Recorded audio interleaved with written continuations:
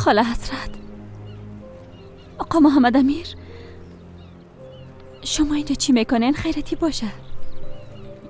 بهار جان، ما آمدیم که همراه تو گپ بزنیم جانم.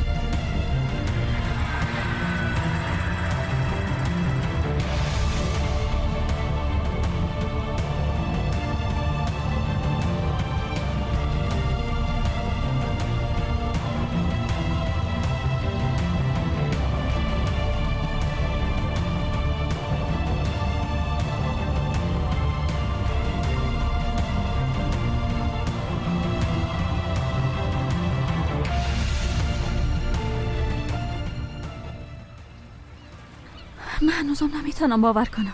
واقعا فکرشم نمیکردم که شما اینجا بیاین. ما بسیار در یک وضعیت بد قرار داریم بهار. باور کن. اگر نه هرگز تو را ناراحت نمی ساختیم. خاله حسرت، شما خود تا اینجا آمدین، اما ما خوب یسو گپ زده بودیم. من واقعا نمیتونم که بیایم.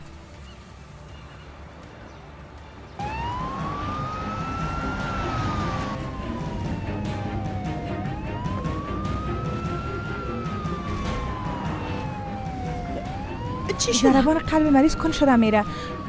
او دولت شوک است.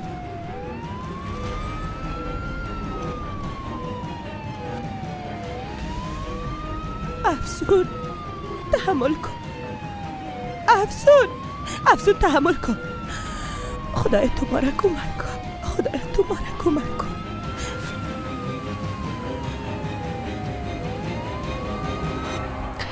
بهار، به خاطری که تو را قانع بسازم حاضر به هر کاری هستم.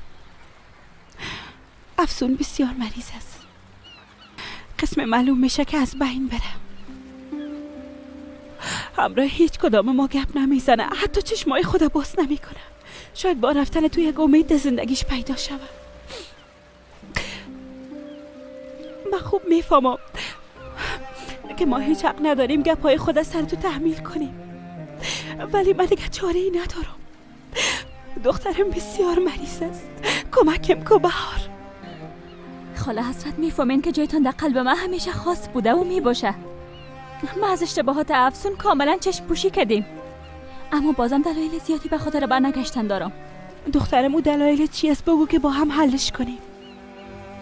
درست است، درباره کارهای که افسون همراه تو کرده حق با تو است. ما هم تو را حق به جانب میگیم، اما شما خواهر هستین، یک دانیم. من هیچ وقت شما را از هم جدا فکر نکردیم و فکرم نخواد کردم.